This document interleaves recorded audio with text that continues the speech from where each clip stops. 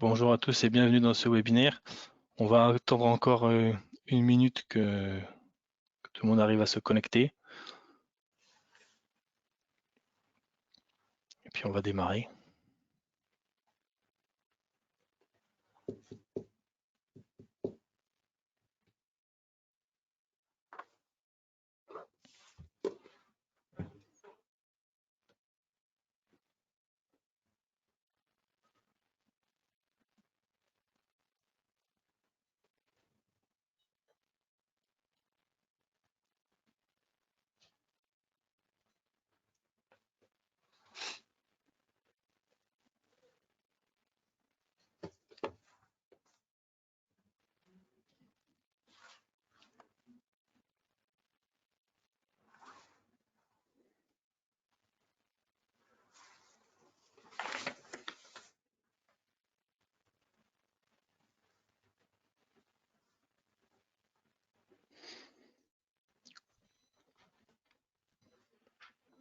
Bon, je vous propose que nous commencions. Actuellement, nous sommes à 114 participants, donc voilà, ça va permettre aux autres participants d'arriver. Donc bienvenue et merci de vous être connectés à ce webinaire. Donc, pour information, ce webinaire sera enregistré pour derrière pouvoir le rediffuser. Donc il sera disponible sur les sites internet de l'ITAB et sur celui de l'IFEV. Voilà, donc moi je suis Paul Armel Salin, je travaille donc pour l'ITAB. Et donc ce webinaire est co-organisé avec l'IFEV, donc avec mon collègue Nicolas Constant. Voilà. Donc nous organisons ce webinaire dans le cadre de la commission viticulture œnologie bio, donc IFV ITAB. Et le thème que nous vous proposons aujourd'hui, c'est sur la gestion de la disponibilité du cuivre dans les sols viticoles.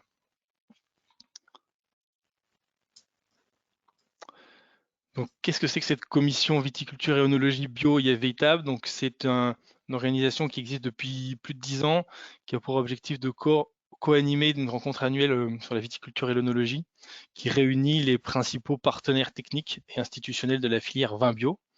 Et lors de cette rencontre, on aborde des actualités réglementaires, on fait des focus sur certains points de recherche et on évalue aussi le sondage des attentes en fonction des projets de recherche et des webinaires en fonction des priorités de la filière.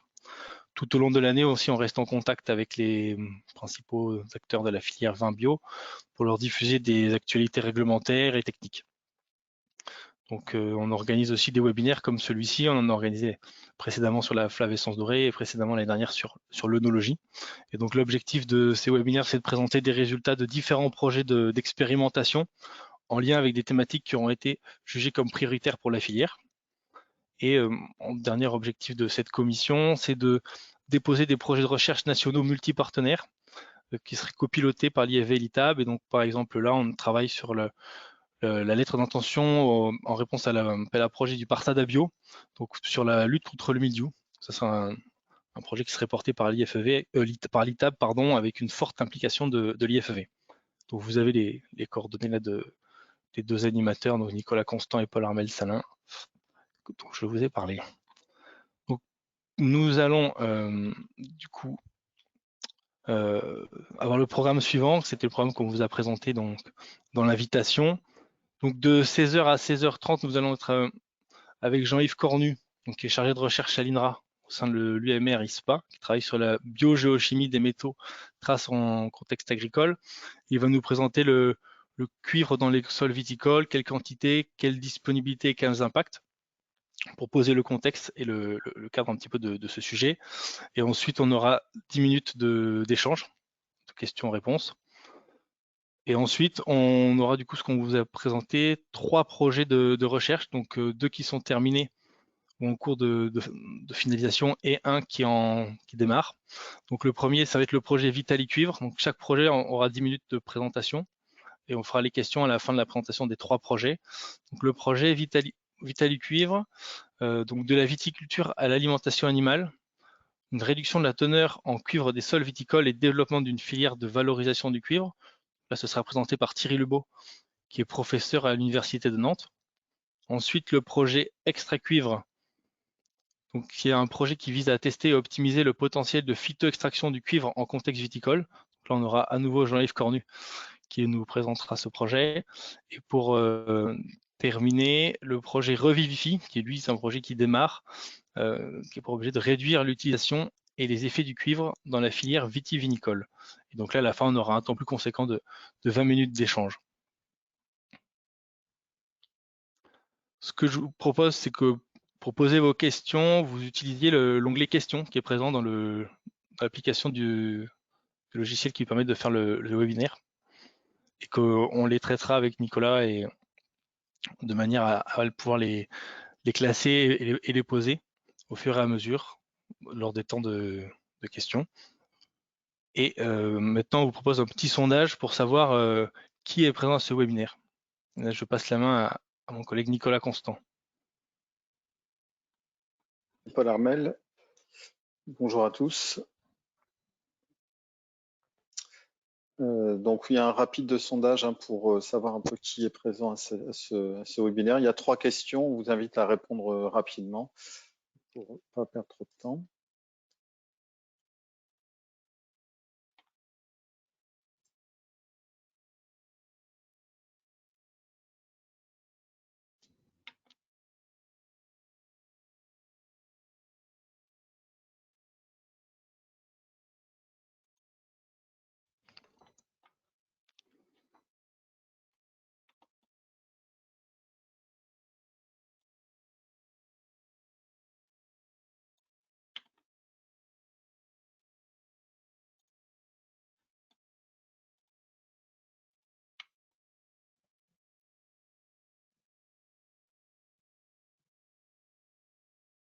Je vous remercie. On va passer à la question suivante.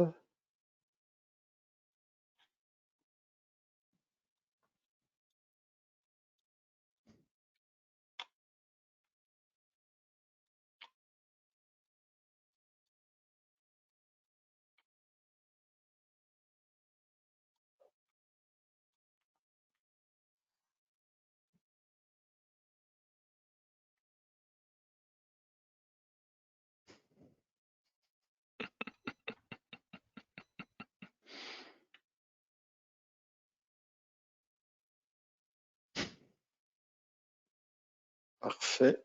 Et la dernière.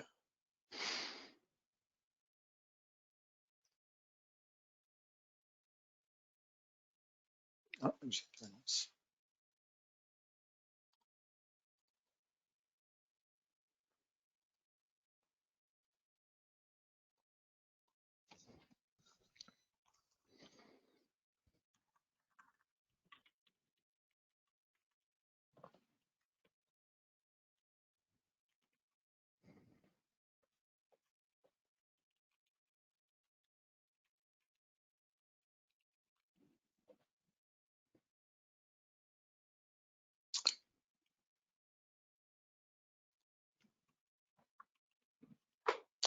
Parfait. Bon, je vous remercie. Donc, on a un peu de participants. Au niveau répartition, bon, c'est principalement majoritairement de la région des vignobles de l'Est, avec 37% de participants, et après un quart dans le sud-est et un quart dans le sud-ouest. Majoritairement des conseillers, 60% de réponses sont des conseillers et 26% d'agriculteurs, réponses avec une majorité de viticulteurs. Et puis, donc c'est un webinaire qui est organisé dans le cadre de la commission Vitibio, mais ça nous intéresse aussi de savoir si vous aviez une activité 100% bio ou mixte, et on s'aperçoit, ou non bio. On s'aperçoit qu'il y a 30% des participants, alors toutes professions confondues, qui est 100% bio, et la majorité, 53%, en activité mixte bio et non bio. Voilà, merci pour votre retour. On va rentrer dans le vif du sujet. Je laisse la parole à Jean-Yves Cornu pour nous présenter l'introduction et le texte du sujet du cuivre dans les sols. Merci Nicolas, bonjour à tous. Je suis donc Jean-Yves Cornu, je travaille à l'INRA de Bordeaux sur des thématiques ayant attrait aux éléments traces métalliques dans les sols agricoles et les problèmes que ça peut poser. Et donc à ce titre-là, on m'a chargé de faire cette introduction par la problématique cuprique, de la contamination cuprique des sols viticoles. vais donc essayer en une vingtaine de minutes de faire le tour des grandes questions qu'il y a autour de ce cuivre dans les sols viticoles et les problèmes qu'il pose en termes d'écotoxicité potentielle et les leviers pour essayer de contenir cette écotoxicité dans ces systèmes. Une première diapositive pour faire un état de la contamination cuprique des sols viticoles pour souligner qu'elle est avérée, mais elle est avérée d'une manière très ciblée dans l'horizon de surface. Donc, on entend par contamination le fait que la concentration dans cet horizon de surface soit supérieure au fond pédogéochimique local. Évidemment, l'origine de ce cuivre, c'est le lessivage des produits phytosanitaires à base de cuivre des feuilles de la vigne vers le sol après les premières pluies. Cette accumulation en surface, elle est due notamment au fait que le cuivre est afin des matières organiques qui s'accumulent préférentiellement en surface. Et comme le montre bien le profil du cuivre dans un sol que je vous présente sur la gauche de cette diapositive, on voit bien que voilà, pour 3 sols, et notamment pour 2 d'entre eux, on a une concentration en cuivre qui diminue à mesure que la profondeur augmente. Voilà, si on regarde un petit peu quelles sont les concentrations et les distributions statistiques des concentrations dans les horizons de surface des sols de vigne, un papier récent fait état finalement des concentrations mesurées dans les horizons de surface des vignobles français. Donc, vous avez toute la liste de détails sur la droite de cette diapositive. Ce que moi j'en retiens, c'est que globalement, on est pour des fonds pédogéochimiques locaux qui tournent autour de 10 mg de cuivre par kilogramme de sol sec, eh bien, on monte entre 50 et 500 mg de cuivre par kilogramme de sol sec dans les horizons de surface des sols de vigne. La deuxième chose qu'on peut dire qui est relativement intuitive, c'est que l'accumulation est fonction du nombre d'années d'usage du cuivre en viticulture. Donc, le pendant de ce titre, c'est que les parcelles historiques sont a priori les plus contaminées en cuivre et donc celles qu'il faut regarder en priorité. Sur la gauche, vous avez des données, une représentation de la concentration du cuivre dans l'horizon de surface en fonction du nombre d'années pour montrer qu'il y a une relation positive croissante, évidemment bruitée, mais significative entre ces deux variables. Et sur la droite, vous avez une approche un petit peu plus théorique qui vise à vous simuler la concentration de cuivre de l'horizon de surface moyennant un certain nombre d'hypothèses en fonction du nombre d'années d'usage de fongicides à base de cuivre et des réglementations ou de l'absence de réglementation qui prévalait en ces différentes époques. Tout ça pour dire qu'a priori, la relation n'est pas linéaire, mais elle est bien exponentielle ou du moins plus que linéaire. J'entends par là que les sols viticoles, notamment qui étaient en activité avant l'utilisation de fongicides de synthèse, ont vécu des années où le cuivre était apporté en bien plus grande quantité qu'actuellement et donc leur teneur sous des hypothèses de travail relativement limité du sol et de lixiviation du cuivre relativement limitée, ces vignobles qui datent de ces périodes, ce sont ceux-là qui peuvent atteindre plusieurs centaines de milligrammes de cuivre par kilo, voire dépasser les 500 dans des cas extrêmes de vignobles très anciens. La question centrale, finalement, c'est de se poser si cette contamination cuprique des sols viticoles, elle est écotoxique, c'est-à-dire si elle pose un problème en termes de toxicité de l'environnement. Et là, finalement, les discours que nous renvoient différents acteurs de la recherche ne sont pas forcément les mêmes. J'ai pris 2 exemples de phrases tirées de papiers récents en anglais qui disent globalement que c'est oui et d'une manière très sûre, quand finalement on a aussi d'autres sons de cloche qui évidemment sont pas l'un n'est pas forcément faux, l'autre vrai, mais c'est différentes manières de voir le problème et différentes sensibilités.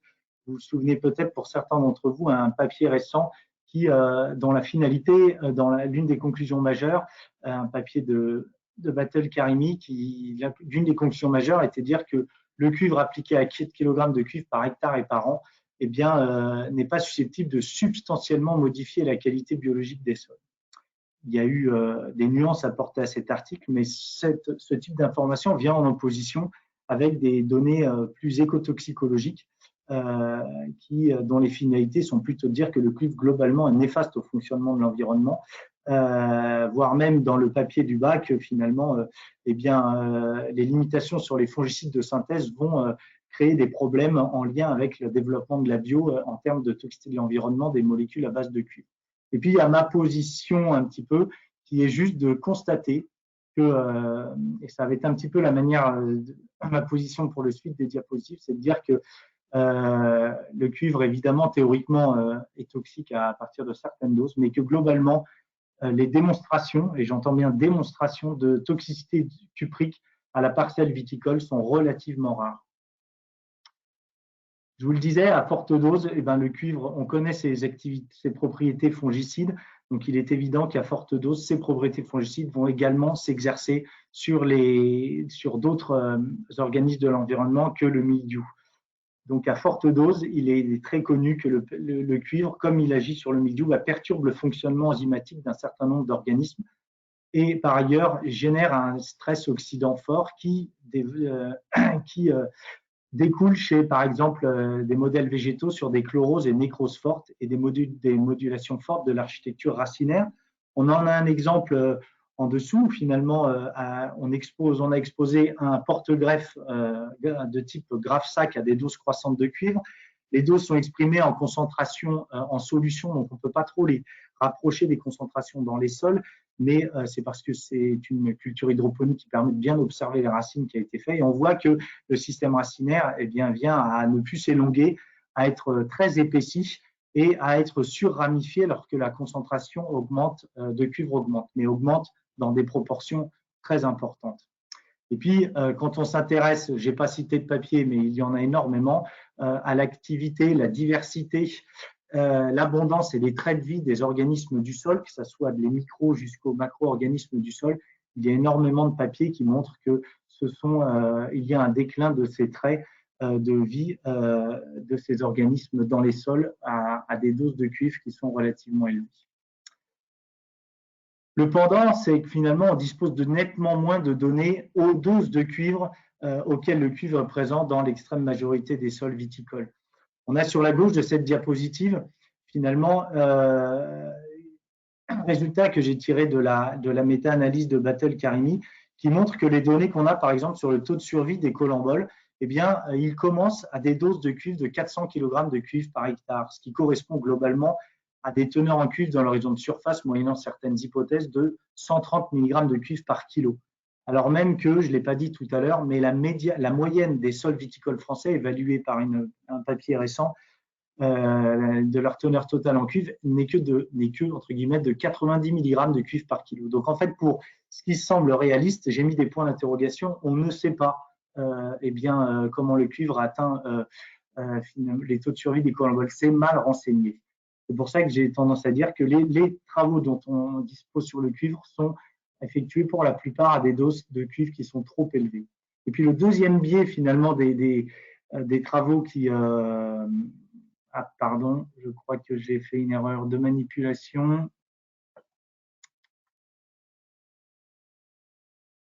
Voilà, je crois que c'est bon.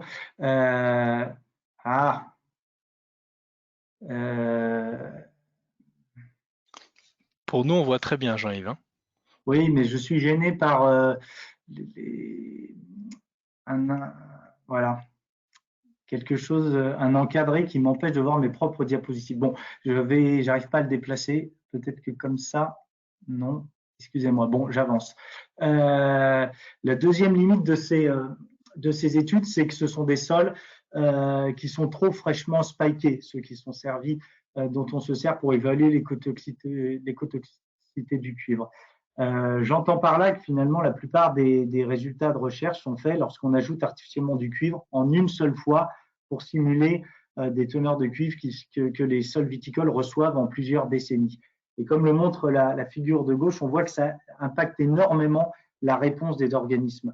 Par exemple, si on s'intéresse à un trait qui est la dégradation du glucose par les organismes, pour une même teneur totale en cuivre, selon que le sol a été fraîchement spiké ou suivant que le sol est contaminé de longue date, on voit une baisse forte, une réponse forte au déclin, en déclinant du trait observé, à savoir la dégradation du glucose sur les sols spikés, quand on n'observe même pas sur ce même trait, à ces mêmes concentrations de déclin sur ce trait, sur un sol historiquement contaminé en cuivre. Il y a donc un flou quand même sur l'écotoxicité du cuivre aux doses auxquelles il est présent au sol viticole, qu'il est donc un besoin, à mes yeux, urgent d'acquérir ces données à faible dose, entre guillemets, pour éclairer le débat du futur de l'usage des fongicides à base de cuivre en agriculture. Une deuxième chose qui vient un petit peu complexifier le message, c'est que l'écotoxicité du cuivre, elle n'est pas fonction de la teneur totale en cuivre de l'horizon de surface, mais de la biodisponibilité de ce cuivre. Normalement, c'est un concept que bon nombre d'entre vous connaissent. J'ai essayé de l'illustrer à gauche par finalement, pareil, le même type de schéma, à savoir la réponse, alors là c'est sur le zinc, mais l'idée est la même que pour le cuivre, c'est-à-dire un trait qui est la croissance du blé à différentes concentrations de zinc dans un sol 1 et dans un sol 2. Et on voit que la réponse du trait, à savoir la croissance du blé à des doses croissantes de cuivre, diffère d'un sol 1 à un sol 2. Donc, suivant le sol qu'on considère et ses caractéristiques physico-chimiques, l'effet en termes d'écotoxicité d'un métal ne va pas être le même. Et pour mieux comprendre cet effet, il faut non pas s'intéresser à la charge totale du sol en ce métal, mais bel et bien à la disponibilité ou la biodisponibilité de ce métal dans le sol. Donc, vous avez la définition ISO de ce concept de biodisponibilité à votre droite. Et en dessous, donc c'est le degré auquel une substance elle peut être absorbée et métabolisée par un organisme. À comprendre qu'il n'y a qu'une partie de la charge des métaux et du cuivre présents dans les sols qui est biodisponible, et cette part est amenée à varier d'un sol à l'autre. Ce qui conditionne la biodisponibilité, eh bien, on va le voir juste après, mais il faut avoir un vecteur, un schéma d'exposition des organismes en tête pour pouvoir le comprendre. Et souvent, les schémas d'exposition sont tirés de ceux des plantes, à savoir que les organismes sont exposés à un métal via le prélèvement de ce métal sous forme d'ion dans la solution du sol. Il faut donc que le cuivre présent dans les sols soit en premier lieu mis en solution, puis au sein de cette solution soit sous une forme ionique libre pour participer au prélèvement et pouvoir exercer, donc être biodisponible et exercer une activité écotoxique. J'ai parlé de passage en solution et de complexation en solution. Ce sont donc pour moi les deux étapes qui conditionnent sa biodisponibilité. Ces deux étapes sont relativement étroitement régies par deux paramètres du sol que sont le pH et la nature des constituants solides du sol. Vous avez à gauche un très ancien travail qui finalement vous présente le pourcentage de cuivre associé à la phase solide d'un sol en fonction de la nature du constituant du sol en question, un oxyde de manganèse, des matières organiques, un oxyde de fer ou des argiles type monorionite. Et puis vous avez la valeur moyenne qu'on a obtenue pour un sol. Donc, la première chose à voir, c'est qu'en fonction du constituant, vous avez des réponses qui sont totalement différentes, enfin relativement variables. Les oxydes de manganèse étant très efficaces pour sorber le cuivre, quand des phyllosilicates le sont, tels que la monorionite, le sont nettement moins. Et la deuxième chose qu'on montre sur ce graphique, c'est la dépendance du passage en solution ou inversement de l'absorption du cuivre sur les phases en fonction du pH du sol. Les pH neutres à alcalins étant des systèmes plus favorables pour sorber et fixer le cuivre sur les phases solides du sol par déprotonation de leur charge variable. Et puis, la deuxième partie s'intéresse à finalement la solution de sol elle-même et aux formes que le cuivre peut avoir dans cette solution de sol. Je vous rappelle qu'il faut qu'il soit non complexé ou sous forme ionique libre pour être biodisponible et potentiellement écotoxique suivant notre modèle d'exposition. Et on voit qu'il y a une très forte dépendance de la fraction du cuivre sous forme ionique libre en solution en fonction du pH et cette fraction de cuivre libre a tendance à très fortement augmenter lorsque le pH diminue. Il en découle que finalement des leviers relativement très couramment utilisés en sol viticole qui permettent de bien contenir l'écotoxicité du cuivre, que sont en premier le cholage, que les viticulteurs et les agriculteurs utilisent à d'autres fins que pour contenir le cuivre, mais qui ont une véritable efficacité vis-à-vis de ce problème. Donc, le maintien d'un pH entre 6 et 7,5 permet ou aide à contenir l'écocité du cuivre parce qu'il favorise l'absorption du cuivre sur les phases solides, comme on l'a vu, et il favorise également sa complexation en solution.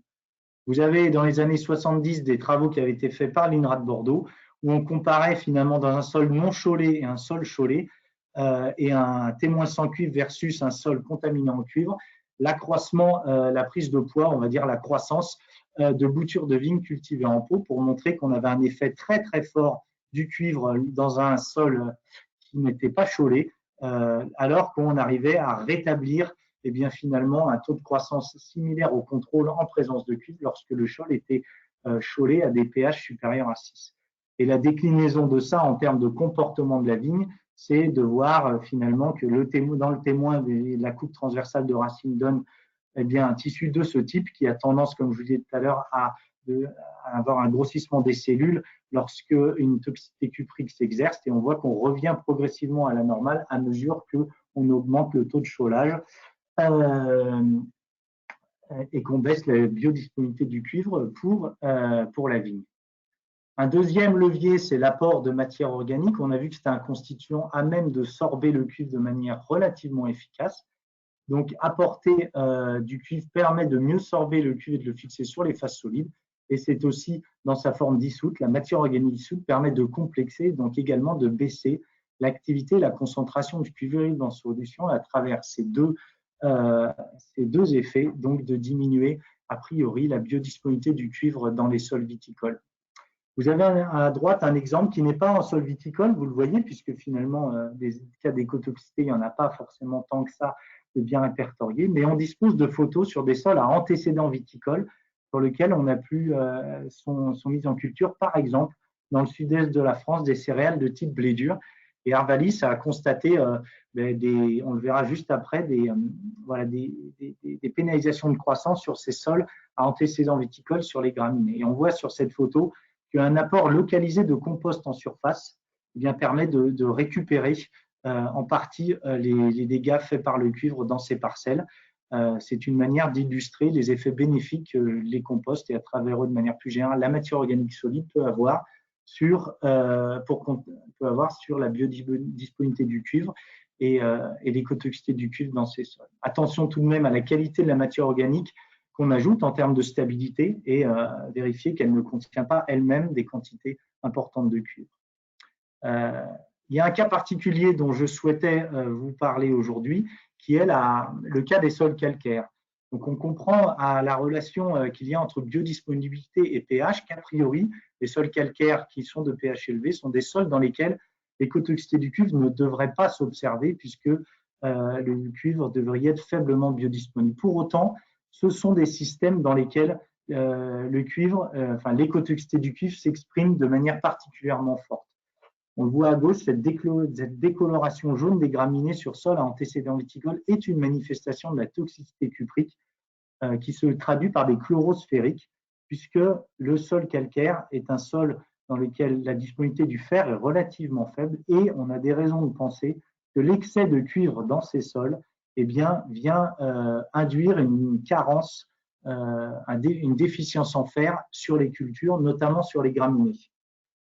Elle vient le faire d'une part en perturbant les processus d'acquisition qu'ont ces plantes, notamment les graminées vis-à-vis du fer, et puis aussi en induisant des interactions cuivre-fer au sein de la plante. On sait que ce sont notamment deux éléments qui ont des propriétés redox et donc la mauvaise balance de ces deux éléments peut générer a priori des stress oxydants qui se traduisent par des dépigmentations relativement fortes. Sur la partie droite, vous avez une expérience qui a été faite plus récemment au sein de notre laboratoire, qui n'est pas sur du blé, donc pas sur des graminées, mais sur de la moutarde blanche. On a comparé la réponse à 3 doses de cuivre, donc un sol natif, un sol contaminé à 90 mg par kilo, donc l'équivalent de la médiane des sols viticoles français, et un sol fortement contaminé à 300 mg de cuivre par kilo. Donc, un gradient de cuivre dans un sol calcaire et non calcaire. Et je vous ai juste coupé des feuilles pour montrer que la dépigmentation, finalement, elle apparaît plutôt dans le sol calcaire que dans le sol non calcaire. c'est une autre manière de montrer, a priori, qu'il y a une carence induite et donc une toxicité qui s'exerce de manière plus prononcée en sol calcaire qu'en sol non calcaire. Et ce, pas uniquement vis-à-vis des monocotylédones et des graminées, puisque là, on l'observe sur la moutarde. J'en viens à terminer finalement sur l'idée de comment fait-on pour identifier les parcelles à risque de cuivre au sein d'un vignoble et quelles pratiques peut-on y mettre en place pour y contenir les cotoxités de CU. Alors les indicateurs de risque de cuivre, bien, finalement, le cas particulier des sols calcaires nous pousse à penser que finalement mesurer la biodisponibilité dans ces sols n'a pas forcément d'intérêt vis-à-vis de la question, et qu'a priori, le meilleur indicateur dans les sols calcaires, pour moi, c'est la teneur totale. Par contre, dans les sols non calcaires, évaluer la biodisponibilité, ça a un sens, et on dispose d'extractions chimiques dans les laboratoires d'analyse des sols, que sont notamment le cuivre DTA ou éventuellement le cuivre DTPA, et le cuivre dit échangeable extractible par un sel doux de type CaCl2 relativement dilué. Donc ce sont des proxys de disponibilité qui sont faciles à mesurer, mais dont les valeurs seuil en termes d'écotoxicité du cuivre restent à déterminer plus précisément.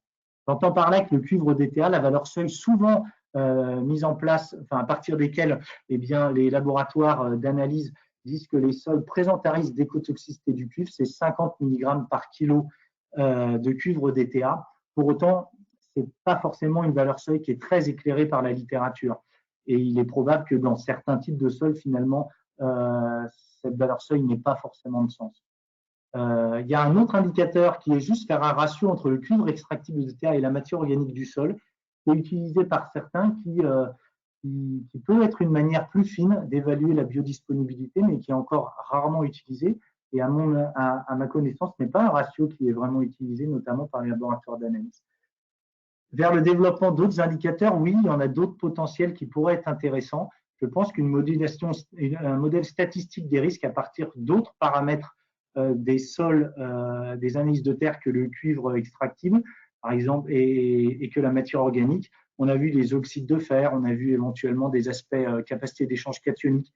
Il y a peut-être des indicateurs basés sur de la simulation et des fonctions de pédotransfert qui seraient à revisiter. Et puis des indicateurs plus intégratifs, tels que la DGT, qui est utilisée en recherche, mais qui n'a pas encore basculé dans les laboratoires d'analyse, qui pourrait effectivement également avoir du sens pour faire progresser cette évaluation de la biodisponibilité du cuivre en sol non calcaire.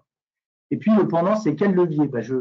À partir d'indicateurs, aussi imparfaits soient-ils, je détermine que ma parcelle est à risque, dans quel levier je dispose. Eh bien, on a vu tout à l'heure qu'une bonne gestion du pH et du statut organique des sols, ça suffit souvent. C'est peut-être pour ça que finalement, il y a relativement peu de manifestations de toxicité cuprique à la parcelle. Un deuxième levier, c'est le choix d'un matériel végétal adapté. On peut penser, même s'il n'y a pas forcément beaucoup de recherches encore sur le sujet, à mettre des porte-greffes tolérants au cuivre sur ces parcelles, ou éventuellement des porte-greffes qui ont des enracinements profonds. La même chose peut être déclinée pour les engrais verts lorsqu'on sème des engrais verts à l'interrang. Et la même chose peut être déclinée vis-à-vis de la tolérance à la déficience en fer lorsqu'on est en sol calcaire. Et puis évidemment, réduire au maximum l'usage de fongicides à base de cuivre sur ces parcelles, c'est un petit peu un vœu pieux, mais ça peut se décliner dans des leviers du type, pourquoi pas mettre des variétés résistantes au mildiou préférentiellement sur les parcelles riches en cuivre. Ça peut être des choses qui peuvent se réfléchir aussi en ce sens-là d'usage de ce matériel végétal. Et enfin, et pour faire le pont avec ce qui va être présenté plus tard, il y a potentiellement l'usage des phytotechnologies, notamment la phytoextraction, pour essayer de baisser la charge en cuivre de l'horizon de surface des sols de ville via des plantes de service qu'on sèmerait à l'interrang ou éventuellement en période de jachère. J'en ai fini avec cette introduction que j'espère complète et claire pour vous dire que je serais ravi de répondre à quelques questions. Et évidemment, j'invite aussi les collaborateurs de ce webinaire à répondre de consort avec moi-même, parce que je n'aurai certainement pas les réponses à toutes vos questions. Merci. Merci beaucoup Jean-Yves pour cette vaste introduction et mise de contexte. On est bien rentré dans le vif du sujet. Donc il y a quelques questions. J'espère que vous avez réussi à trouver l'onglet questions sur votre écran pour pouvoir les poser. A priori, il y a déjà des personnes qui l'ont trouvé. Donc du coup, bon, il y a une question sur le type de semis dans le cadre de la phytoextraction, mais ça, on y vient juste après. C'est la prochaine séquence. Ça, ce sera abordé. Il y a une question, le labour en culture de céréales. Est-ce que si on fait un labour, du coup, est-ce que ça permet de remettre en activité le cuivre historique qui est présent dans le sol? Est-ce que ça, en gros, est-ce que ça le rendrait plus biodisponible si on fait un labour ou pas? Ou est-ce que ça changerait rien? Ah, c'est des questions intéressantes qui nécessitent réflexion pour ne pas dire de choses fausses. Il est sûr que oui, l'activité de minération, la matière organique va jouer sur la dynamique du cuivre. Donc il y a une réflexion à avoir par rapport à ça. Dans quel sens elle jouerait, c'est pas facile de répondre de manière absolue à ça. Mais oui, je pense que la dynamique est impactée par le labour. Hein. Peut-être pour compléter, si je peux me permettre, c'est comme l'a dit Jean-Yves tout à l'heure, le cuivre est stocké dans les horizons vraiment de surface, hein, les 10-20 premiers centimètres, grosso modo. Donc après, ça dépend de la profondeur du labour. On peut imaginer sur un labour profond un effet de dilution, ce qui est absolument interdit pour la dépollution des sols quand il s'agit de sols pollués. Mais c'est une solution, quoi. Si un labour profond va remélanger le cuivre dans les horizons plus profonds et réduire globalement la concentration.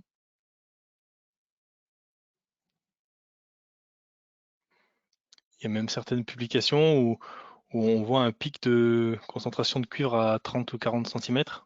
Et là, c'est lié à un labour qui a enfoui cet horizon de surface en profondeur, qui a du coup un peu perturbé les horizons au niveau de la concentration en cuivre. Donc il y a d'autres questions. Une question notamment sur les sols calcaires. À 4 kg de cuivre par hectare et par an, comment évolue la concentration en cuivre dans nos sols calcaires?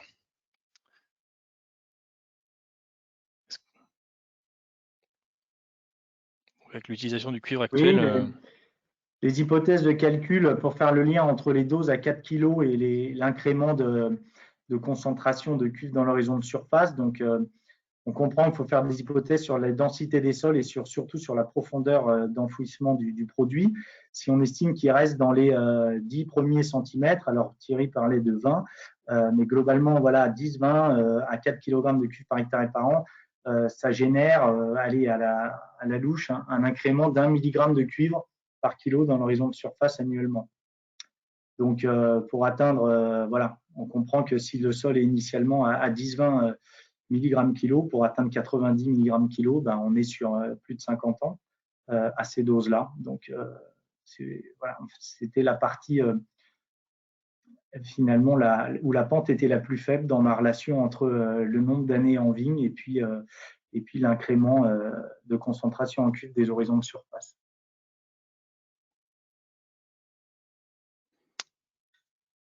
Est-ce qu'il y a une formulation de produits cupriques qui a moins d'impact sur la vie du sol? Ouais, il y a quelques travaux là-dessus. C'est une question qui revient souvent. Je pense qu'elle est légitime. Ma vision, c'est que c'est le cuivre lui-même, au même titre que c'est le principe actif vis-à-vis du mildiou, c'est l'ion cuprique qui va avoir un effet écotoxique dans l'environnement. Les modulations, donc en fonction des formes, elles vont porter sur un lessivage plus ou moins fort des produits de traitement vers le sol, mais une fois dans le sol, à mon avis, les nuances entre produits se gomment assez rapidement. Il y a peut-être, lors de l'apport initial, l'arrivée initiale du produit sur le sol, des petites différences en termes de fixation sur les phases. Mais encore une fois, l'effet écotoxique, si on estime qu'il est porté par l'ion cuprique lui-même, c'est la dose de cuivre qui doit être celle qui est régie pour prédire et pour contenir les effets. Ouais. Vous avez cité des exemples de chlorose ferrique induite par la phytotoxicité du cuivre sur moutarde et sur graminées. Est-ce qu'il y en a qui ont dans la littérature qui ont été recensés sur vigne, en sol calcaire notamment? À ma connaissance, non. C'est pour ça que le topo a été beaucoup de dire que c'est des effets autour de les effets du cuivre sur les systèmes viticoles. C'est des effets finalement qui touchent peu la vigne elle-même, mais qui pourraient la toucher de manière indirecte à mesure que la santé des sols est impactée. Pourquoi pas? En théorie, je pense que c'est éventuellement faisable, puisque maintenant qu'on l'observe sur dicotylédone, il peut y avoir, la vigne pourrait répondre. Alors après, bon, les porte-greffes ont été adaptés vis-à-vis de la déficience en fer sur sol calcaire, si je ne dis pas de bêtises. Donc c'est une première manière de penser que le matériel est plutôt bien choisi par rapport à ça. Et la deuxième raison, c'est des histoires de profondeur d'enracinement. Si tant est que la vigne a épuisé au-delà de la surface d'accumulation, c'est souvent une deuxième raison invoquée pour dire qu'elle marque moins la toxicité cuprique que, par exemple, les couverts semés à l'interrang. Mais ce n'est pas forcément vrai dans tous les cas. On m'a dit récemment que les vignes, les porte-greffes avaient aussi des racines dans les horizons de surface. Donc, je suis plus prudent sur cet aspect que je ne l'étais par le passé. Mais pour moi, c'est les deux raisons qui font que, voilà, il y a moins souvent des carences induites en fer, voire très rarement répertoriées sur vigne, à ma connaissance. On va devoir s'arrêter là pour les questions, hein, je pense, parce qu'il est déjà 10h42. On y reviendra si on a le temps à la fin du webinaire. N'hésitez pas à en poser d'autres au cours des différentes interventions, mais là, je propose qu'on avance pour avoir le temps de présenter les 3 projets.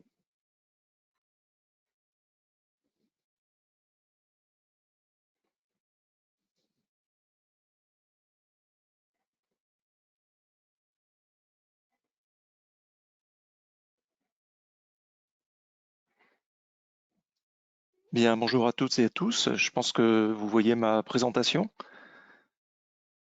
Oui, c'est très bien, merci. Il faudrait que vous mettiez votre caméra, s'il vous plaît. Ah oui, pardon. La caméra. La voici. Ah non, c'est pas ça. Je me suis trompé. Voilà, j'ai activé la caméra. On voit. C'est bon cette fois-ci? C'est bon, mais on voit plus l'écran.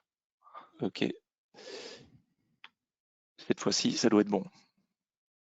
Parfait. Très bien. Bien, bonjour à toutes et tous. Je vais vous présenter le projet Vitalicuivre qui, effectivement, c'est l'un des projets qui se termine cette année. Un projet qui a été cofinancé par l'ADEME et la région des Pays de la Loire et qui rassemble plusieurs partenaires, donc Nantes Université au travers de l'Observatoire des sciences de l'univers Nantes Atlantique, le BRGM, l'IFV et Visium, une entreprise spécialisée dans la nutrition animale.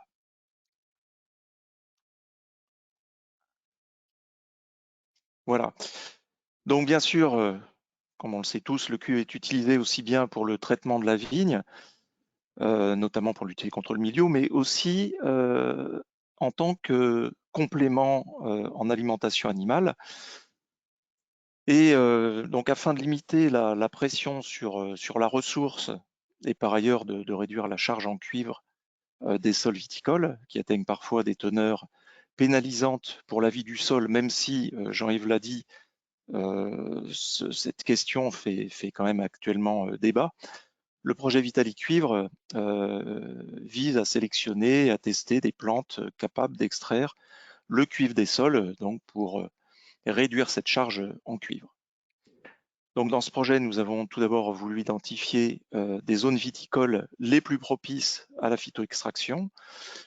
Puis nous avons ensuite sélectionné des plantes en laboratoire sur la base de la littérature scientifique, donc des plantes qui étaient connues et démontrées comme étant capables de tolérer le cuivre et de l'accumuler. Et nous les avons ensuite testées au champ. Et enfin, la possibilité de leur incorporation en alimentation animale a été évaluée et enfin, une analyse de cycle de vie a été réalisée sur le cycle complet. Alors, dans un premier temps, comme je l'ai dit, nous avons identifié des zones viticoles propices à la phytoextraction, c'est-à-dire celles où les plantes sont susceptibles de mobiliser le plus de cuivre, d'extraire le plus de cuivre. Nous avons fait l'hypothèse d'une relation simple entre le cuivre total et le cuivre phytoaccessible. Donc nous sommes basés sur une extraction au DTPA. Et ce cuivre mesuré, nous dans notre cas par fluorescence X sur le terrain. Donc vous avez l'appareil ici sur la droite qui permet des mesures directes, permettrait d'évaluer indirectement le cuivre phytoaccessible et d'identifier rapidement les zones d'implantation de la phytoextraction. Alors, nous avons travaillé sur 3 secteurs viticoles. D'une part, l'Anjou, le secteur de l'Anjou, donc dans le massif armoricain. Enfin. Également, secteur des Mauges, donc là aussi on est dans le secteur du massif armoricain, mais un peu particulier puisqu'on a en plus du cuivre apporté par l'activité viticole des anomalies géochimiques.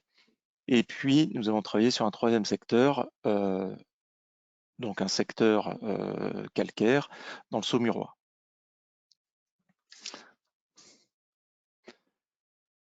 Alors, tout d'abord, quelques informations sur les teneurs en cuivre totales dans les sols de ces différents secteurs viticoles. Nous avons constaté une très forte variabilité en termes de concentration en cuivre, donc d'un secteur à l'autre. Donc, par exemple, vous avez ici les teneurs maximales en cuivre total dans les différents secteurs qui s'échelonnent entre 182 mg de cuivre par kilo de sol dans l'Anjou jusqu'à 417 dans les Mauges ouest. On est bien d'accord, ce sont les teneurs maximales. J'ai aussi fait figurer le pourcentage de parcelles analysées qui dépasse 70 mg par kilo de sol. Donc, on peut en discuter, effectivement, Jean-Yves l'a indiqué tout à l'heure. J'ai choisi cette valeur puisqu'elle pourrait être un seuil au-dessus duquel des effets sur les organismes du sol sont observés. Et donc les pourcentages de parcelles, dans notre cas, qui dépassent 70 mg par kilo, varient entre 54% pour Mauges Est jusqu'à 78% dans le Saumurois.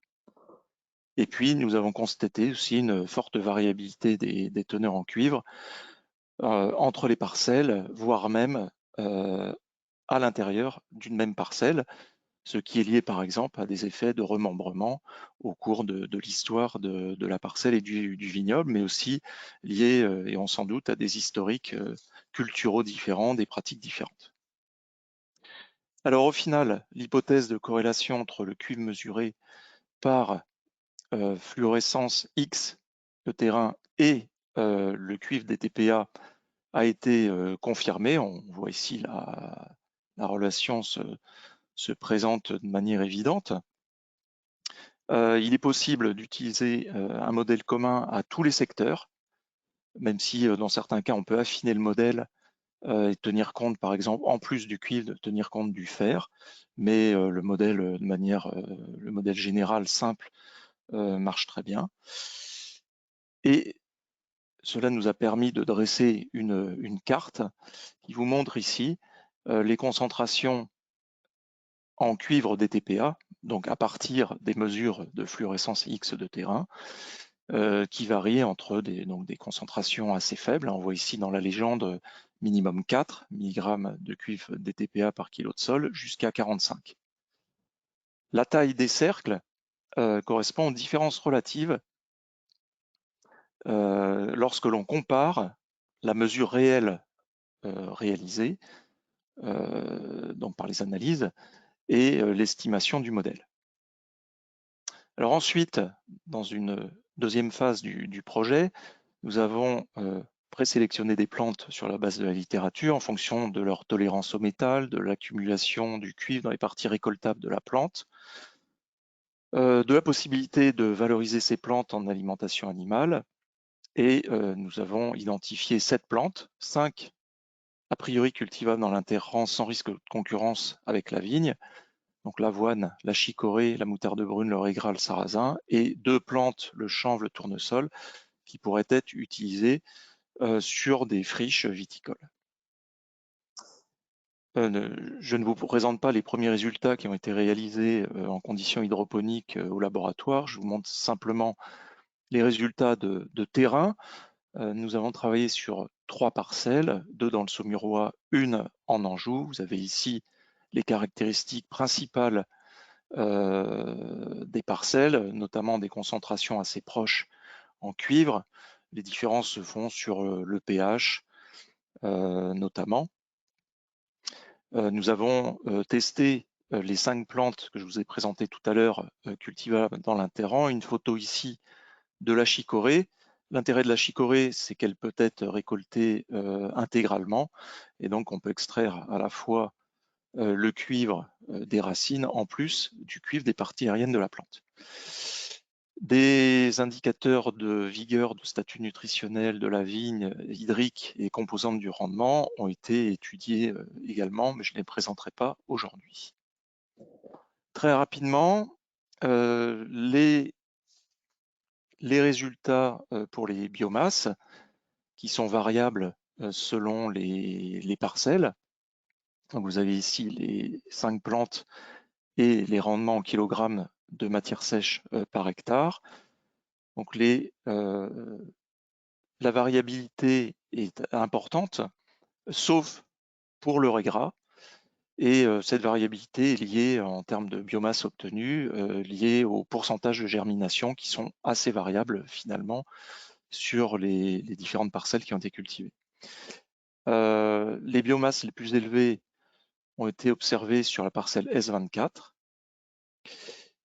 sauf dans le cas du régras et du sarrasin. Les biomasses les plus élevées sont observées pour la chicorée, globalement, ce qui est finalement logique, puisque on récolte la totalité de la plante, donc on valorise la totalité de la biomasse. Et à noter que les biomasses sont quand même globalement faibles comparées à des grandes cultures.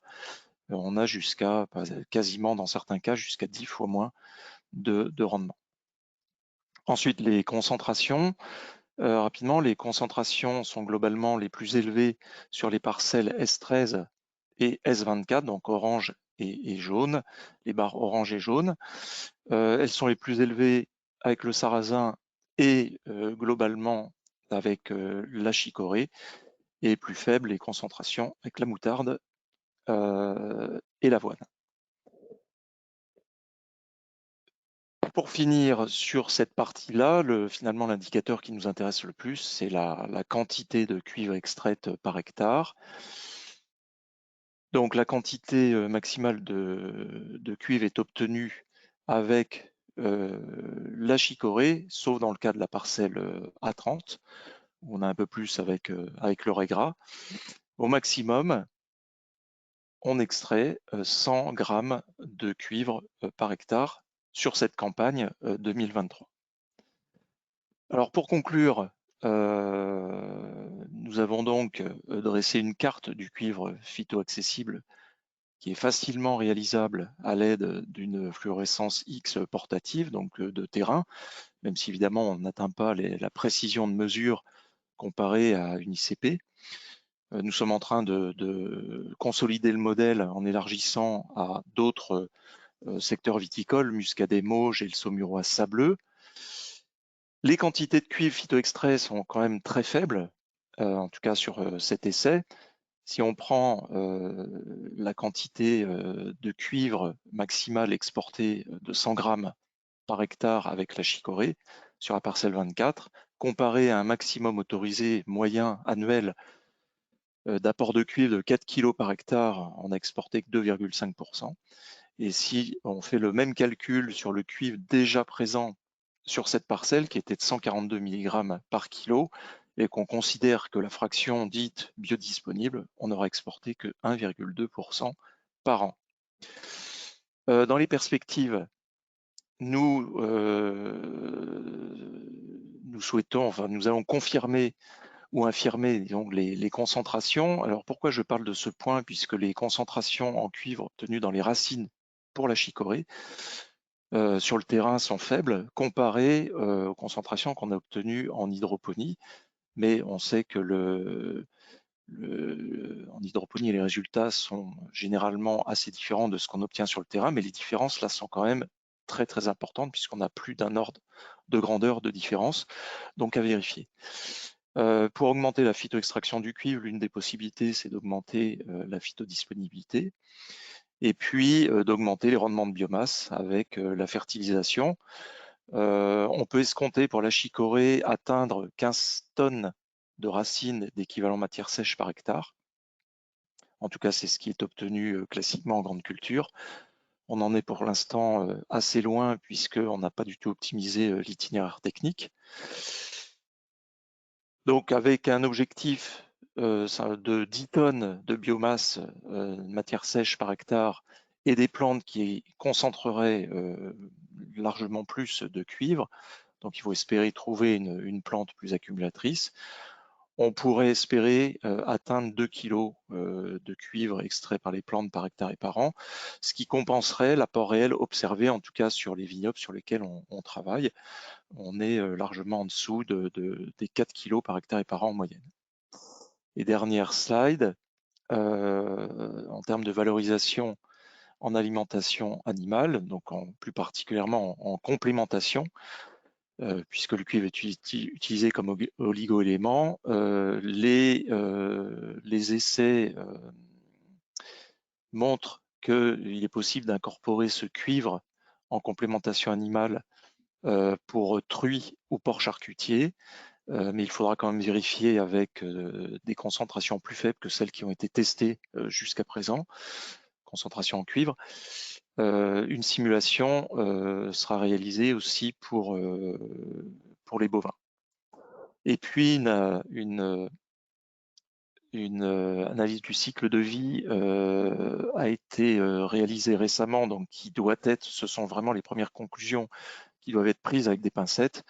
Elle devra être consolidée.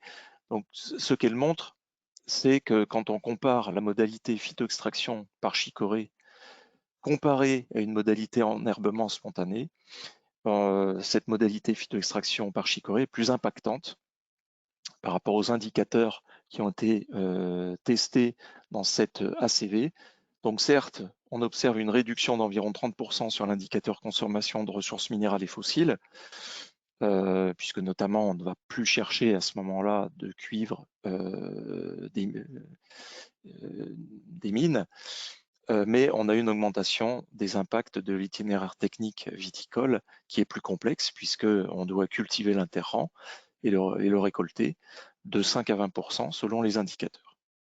Voilà, j'en ai fini pour la présentation. J'ai essayé de synthétiser à peu près l'ensemble des résultats obtenus lors de ce projet. Merci. Merci beaucoup Thierry.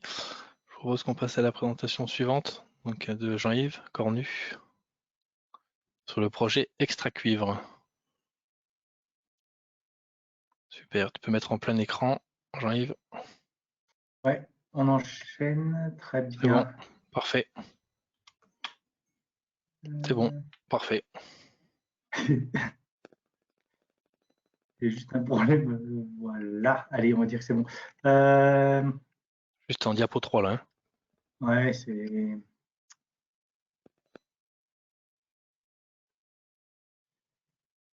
Pourquoi je suis en diapo 3? Comment je peux revenir en arrière? Bon, mais c'est pas grave. Bonjour à tous. Donc, je vais rebonjour. Je viens vous présenter les résultats donc, du projet Extra Cuivre hein, pour phytoextraction du cuivre. En fait, on s'est posé, c'est un projet financé par l'interprofession des vins de Bordeaux, le CIVB, dans lesquels il y a comme partenaire l'INRAE ainsi que AgroBioGironde et une unité de l'université de l'école d'agronomie de Lille, Junia, qui s'intéresse à la valorisation des couverts en éco-catalyse. J'y reviendrai après. L'idée de ce projet, c'était de poser de manière ouverte la question de la faisabilité de la phytoextraction pour exporter des quantités de cuivre qui font sens pour la sphère viticole, à savoir de l'ordre de celles qui sont appliquées par les produits de traitement, donc autour du kilogramme de cuivre par hectare et par an. Notre démarche a été, eh bien, j'essaie de me souvenir de mes premières diapositives. Oui, notre première démarche, ça a été finalement de déjà évaluer combien extrayaient les engrais verts, puisque finalement l'exploitation de l'interrang, c'est les engrais verts qui sont finalement les plantes pilotes. Et puis, finalement, voilà, pour lesquels les viticulteurs ont déjà un savoir-faire. Donc, on a, en lien avec la Chambre d'agriculture de Gironde, simplement récupéré des engrais verts qui poussent à l'interrang, composés des mélanges de différentes natures, donc qui reproduisent toujours l'histoire d'un mélange de graminées avec des légumineuses et éventuellement avec des crucifères. Et on l'a fait sur, donc là, ce que je vous présente, c'est pour un mélange relativement proche. La réponse en termes d'extraction du cuivre par donc ce mélange d'engrais verts sur 3 parcelles viticoles. Et première chose, le cuivre extrait à l'hectare par les engrais verts, on est sur une fourchette qui va de moins de 50 grammes par hectare à 200 grammes hectare. Donc, dans un système non optimisé, voilà l'ordre de grandeur de ce qu'on peut extraire via les engrais, en termes de cuivre, via les engrais verts. On voit une forte variation qui n'est pas due aux engrais verts eux-mêmes, mais qui est due à la disponibilité du cuivre dans les parcelles. La parcelle 3, VP3, étant une parcelle plus contaminée et ou dans laquelle la disponibilité du cuivre est supérieure aux parcelles VP1 et VP2. Comparé à ce qu'on apporte annuellement, on est un ordre de grandeur en dessous. Donc, l'idée du projet, c'était de voir si on pouvait augmenter et si oui, comment et dans quelle mesure. Voilà, et c'est là où j'ai un problème pour passer les diapositives. Non, non, parfait. Ah, voilà, voilà, très bien. Donc, c'était l'idée du projet Extra-Cuivre, d'identifier des leviers d'optimisation. Donc, en gros, il y avait 4 étapes dans ce projet, je fais rapidement, c'est augmenter la force du puits du couvert, c'est-à-dire trouver est-ce qu'il existe des couverts semables à l'interrang de vigne qui ont une capacité à accumuler le cuivre et à l'exporter dans leurs organes aériens qui est supérieur aux engrais verts. Deuxième chose, c'est est-ce que finalement il n'y a pas des pratiques qui viseraient à augmenter localement la disponibilité du cuivre à l'interface sol-couvert-accumulateur qui permettrait également d'augmenter les rendements. On vérifiait quand même que nos pratiques ne généraient pas de départ de cuivre vers l'aquifère, notamment certains leviers visant à augmenter la phytodisponibilité. Et puis, la voie de valorisation, c'était l'éco-catalyse, j'y reviendrai à la fin. C'était les 4 étapes du projet donc, qui se terminent cette année. L'étape, donc finalement, les résultats qui me semblent intéressants à présenter, ce sont ceux du levier T de compost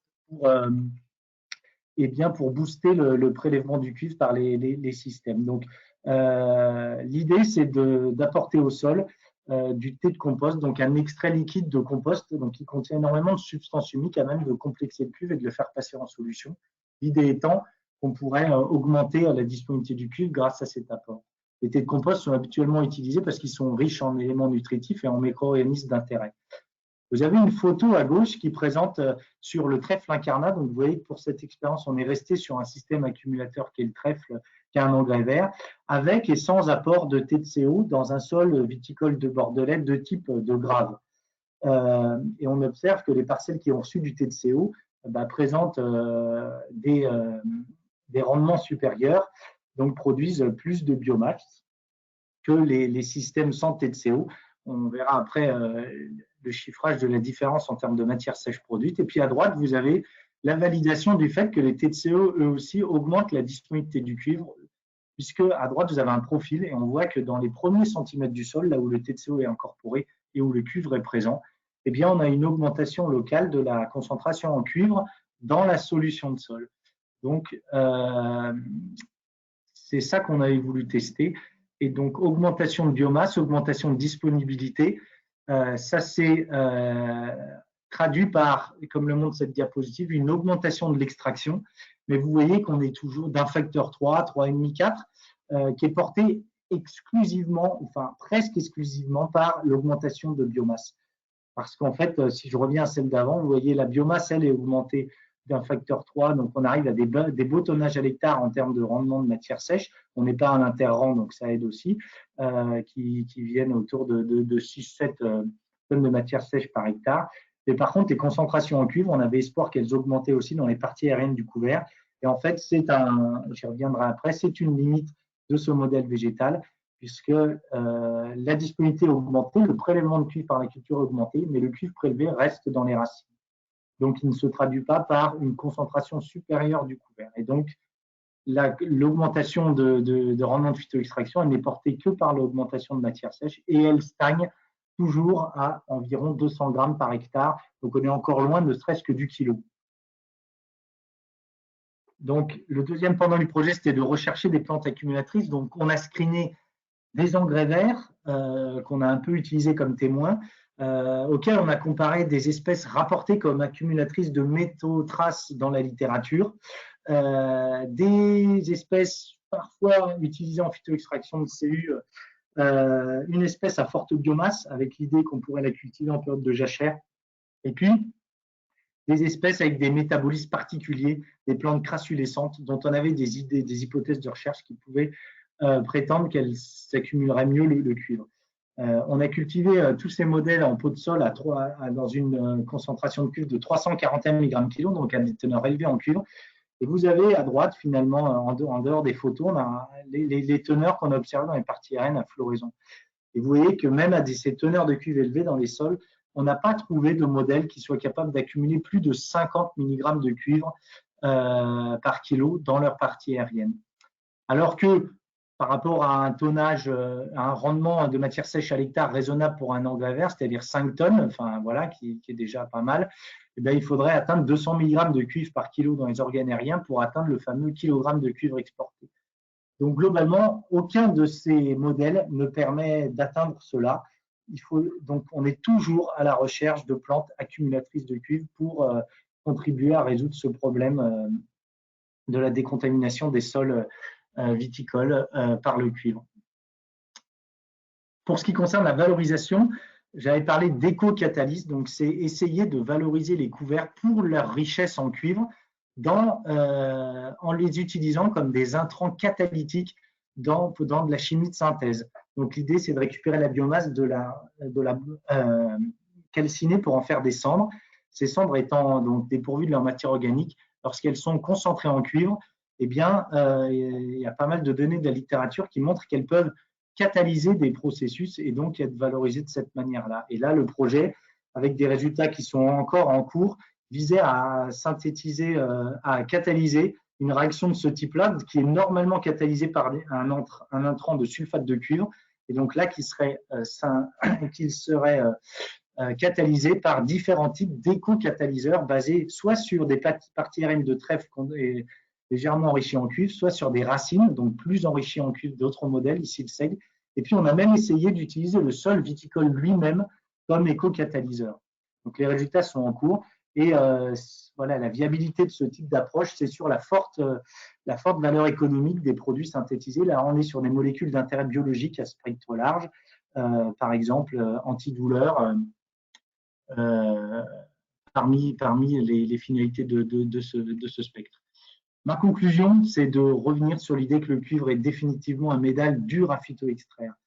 Si on fait le parallèle avec le nickel, qui est le métal dont la phytoextraction est la plus répertoriée et la plus mise en place, pourquoi le cuivre il est difficile? Parce qu'on n'a pas de modèle accumulateur. Je rappelle qu'une plante accumulatrice de cuivre, les plantes qu'on a testées, c'est 50 mg de cuivre par kilo dans les organes aériens, quand dans le modèle accumulateur de nickel, on accumule plus de 10 000. La deuxième raison, c'est que les sols viticoles, même s'ils sont contaminés en cuivre, ils ne le sont pas à hauteur des sols dans lesquels on fait de la phytoextraction du nickel, où le nickel y est concentré à plusieurs milliers de milligrammes par kilo. Donc jamais on est dans des systèmes où la disponibilité du nickel est limitante pour la plante accumulatrice. Ce qui fait qu'on atteint 100 kg, on peut exporter jusqu'à 100 kg de nickel par hectare et par an, quand pour le cuivre, on peine à atteindre ne serait-ce qu'un demi-kilo, selon moi. Donc il y a peut-être un rôle à repenser sur les plantes de service vis-à-vis du cuivre, peut-être pas pour une décontamination, mais peut-être pour baisser la disponibilité dans l'horizon de surface, mais on n'a aucune données pour le moment qui permettent de dire que les plantes à l'interrang permettent de baisser la disponibilité via les indicateurs que je vous ai peut-être présentés en introduction, mais peut-être aussi une autre manière d'utiliser les phytotechnologies, c'est d'utiliser les plantes dans des systèmes parapluies où on les planterait sous le rang avec les limites que ça implique, mais pour essayer de protéger le sol de l'activation des produits de traitement, puisque eh bien, les plantes, ce type de couvert pourraient immobiliser le cuivre avant son arrivée au sol sur leur système foliaire. C'est une idée qui n'a pas été testée, mais qui pourrait avoir un sens au moins à l'état de projet de recherche pour l'instant. Je vous remercie. Merci beaucoup Jean-Yves. On peut passer du coup à la présentation de Domenico qui vient d'arriver. Super. Alors, Et on, c'est ça? faut que tu partages ton écran maintenant. Voilà. Et Attends, je crois que ça va être bon là. Parfait, on voit. Ok, et ben je vais y aller. Tout d'abord, je tiens à remercier donc les organisateurs de ce webinaire pour m'avoir invité à présenter un projet qui débute et dont le titre est Réduire l'utilisation et les effets du cuivre dans la filière vitivinicole. Le projet s'appelant Revivify, pardon. Alors, ma présentation, je vais tout d'abord vous présenter les différents acteurs impliqués, puis après le contexte général. Vous verrez que c'est un contexte différent de ce qu'on a vu jusqu'à maintenant, puisque maintenant on essayait d'extraire le cuivre des sols et nous, on va essayer en fait de le stabiliser. Et enfin, je vous montrerai le planning des tâches qui vont venir dans les 3 années à venir. Donc, les partenaires impliqués, tout d'abord le financeur. Alors, le financeur principal, c'est la région Centre-Val de Loire, donc dans le cadre d'un projet de recherche d'intérêt régional. Et les professionnels qui sont et les associatifs associés à ce projet, on a tout d'abord l'IFV, l'Institut français de la vigne et du vin à Amboise. On a le lycée agricole d'Amboise. On a Centre Sciences qui va diffuser les informations et faire de la vulgarisation auprès de la profession. Et enfin, on a un partenaire industriel important qui est la société Florentès, que vous devez connaître, qui est un prestataire dans le projet et qui va nous fournir les biochars et les biohuiles dont je vais vous expliquer l'utilisation dans le projet.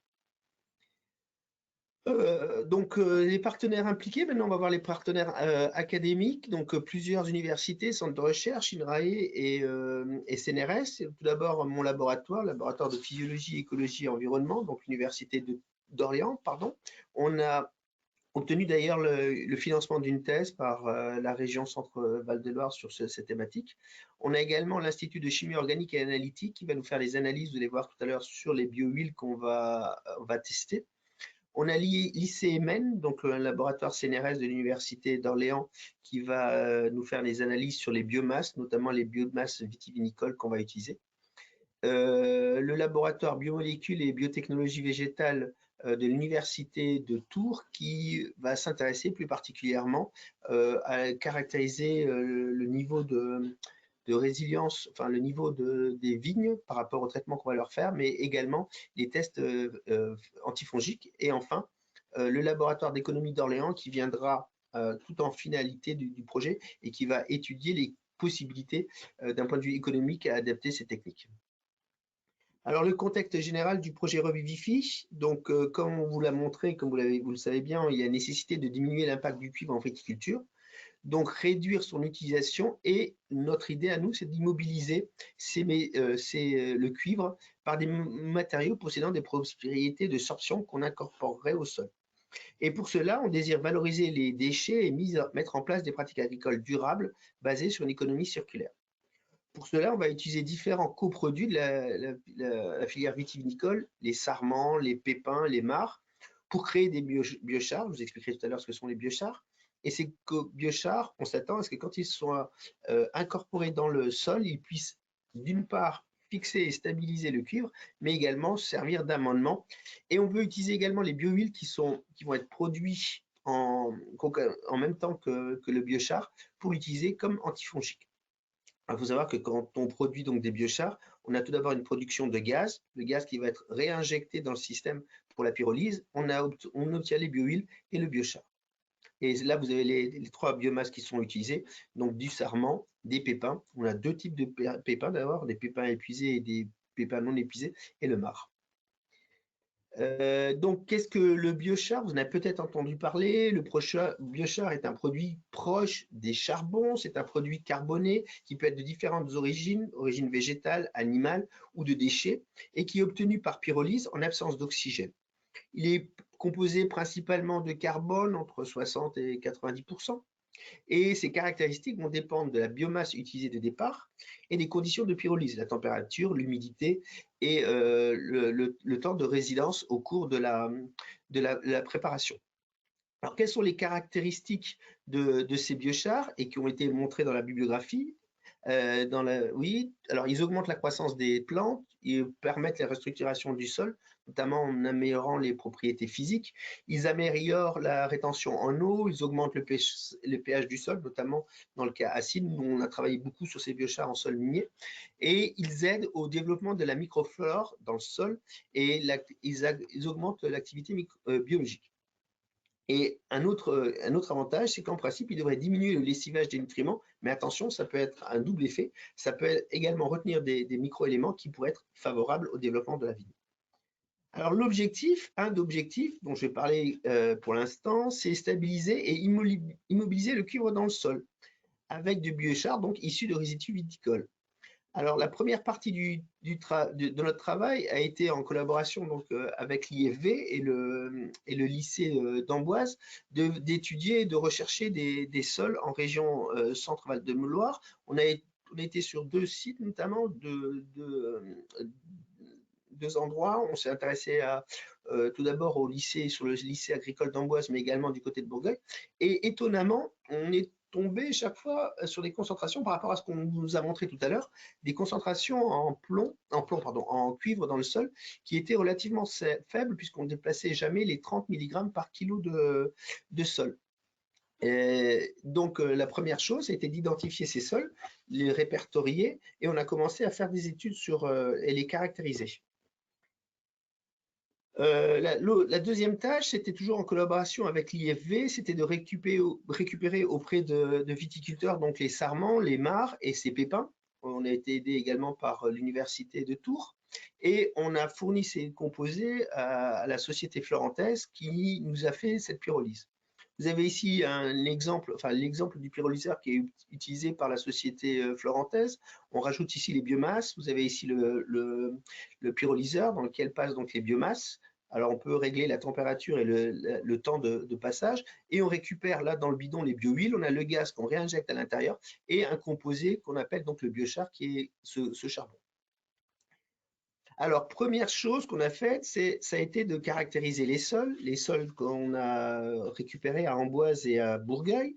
On va les caractériser. On a commencé à faire une caractérisation physico-chimique, mais on va faire également une caractérisation biologique pour voir finalement l'apport bénéfique de ces on l'espère bénéfique en tout cas, de ces composés quand ils vont être incorporés dans les sols. En même temps, actuellement, en collaboration avec l'ICMN, on caractérise les biomasses avant pyrolyse et après pyrolyse. L'autre tâche, ça va être donc de caractériser les biochars, analyse toujours physico-chimique, voir leur capacité à sorber le cuivre. Alors, on va le faire tout d'abord en solution aqueuse, liquide, et on le fera également après en incorporation dans le sol.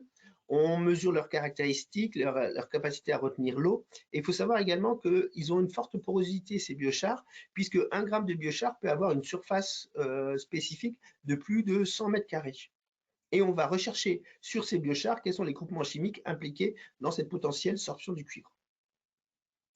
Deuxième partie, ça va être de caractériser les bio-huiles produites, c'est-à-dire qu'on va faire d'abord une analyse élémentaire de l'ensemble de ces composés, puis on va faire un fractionnement. Et on va rechercher au sein de ces fractionnements quelles sont les fractions les plus efficaces quand on va les utiliser sur les plants de vigne attaqués donc par ces maladies cryptogamiques pour avoir un effet similaire au cuivre pour justement ne plus utiliser du cuivre.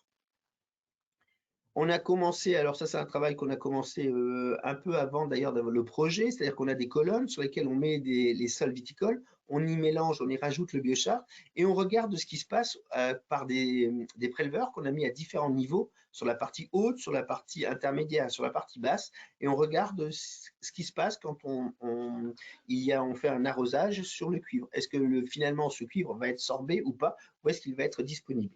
Et l'idée également, c'est de rechercher dans ces mélanges, regarder ce qu'il en est au niveau des micro-organismes. Donc après vient la partie d'études potentielles fongicides des biohuiles. Donc on va évaluer tout d'abord, le laboratoire BBV avec IFV va évaluer les capacités sur les disques foliaires, les capacités antifongiques de ces biohuiles. Et on va le faire par la suite, on va rechercher une dose optimale pour avoir un effet antifongique.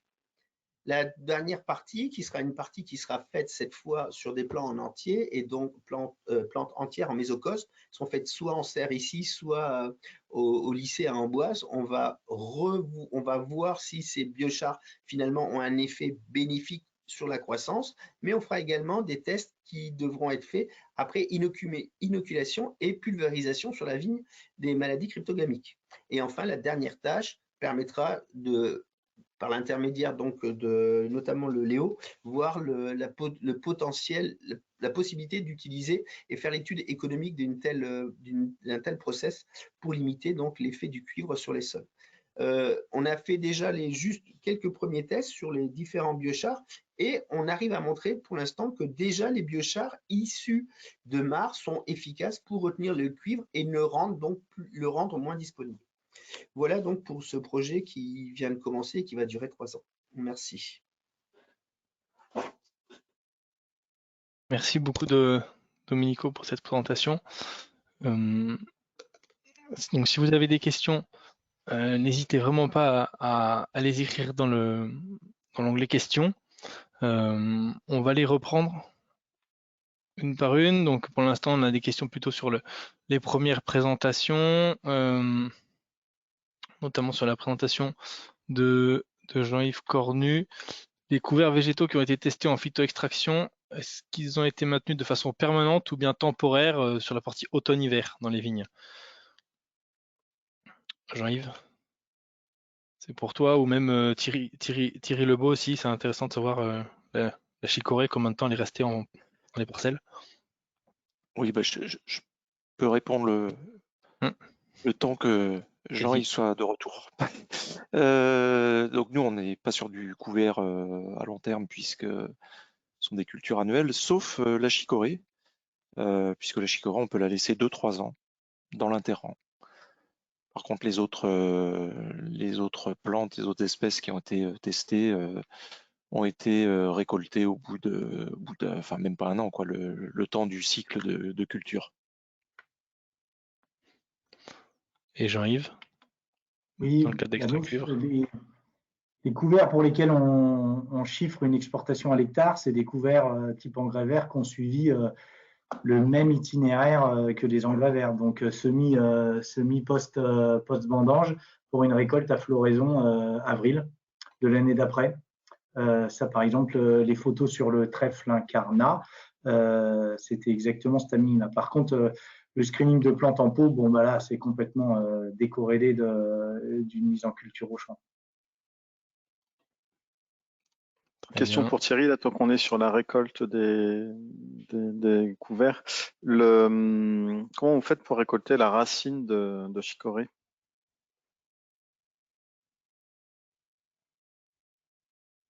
On n'entend pas la réponse, Thierry. Voilà, je pense que vous entendez maintenant. Oui, en fait, la culture de la chicorée, c'est une culture industrielle qui est où on valorise la racine en alimentation animale. Donc, ce qui est utilisé, c'est une arracheuse qui récupère la racine. Ce sont des grosses racines pivots qui sont facilement récoltables.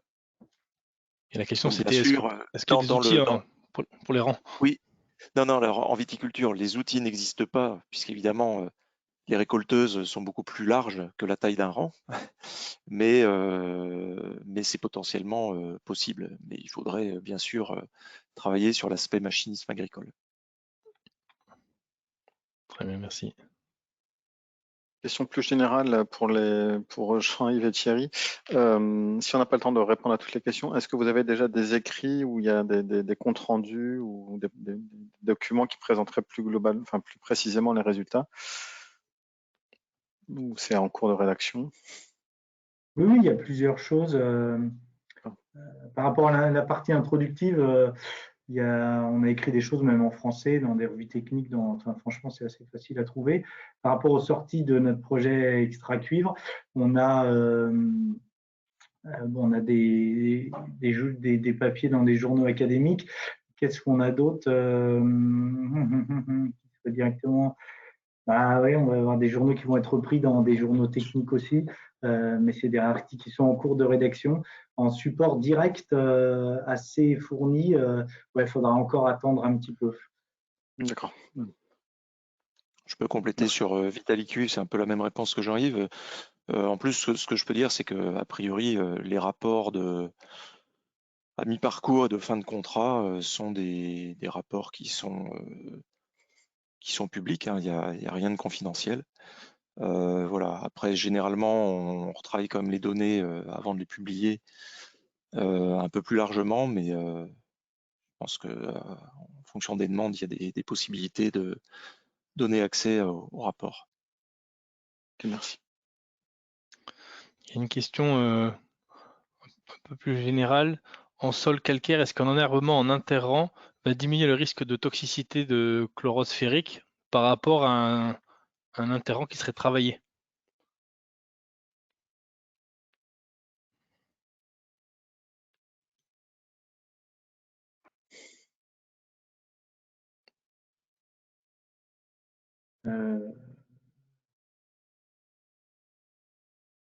Pareil, c'est des questions, c'est dur de répondre tout de suite, mais je dirais que ce n'est pas le levier pour solutionner la carence ferrique.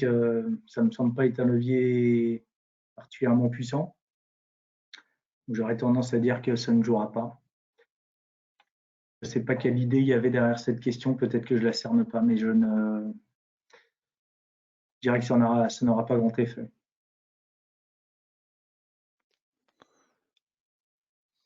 Toujours pour toi, Jean-Yves, quelqu'un qui voulait savoir si vous avez testé les sédums dans la phytoextraction. Oui, il y en a dans les plantes crassulescentes, il y a du genre sédum.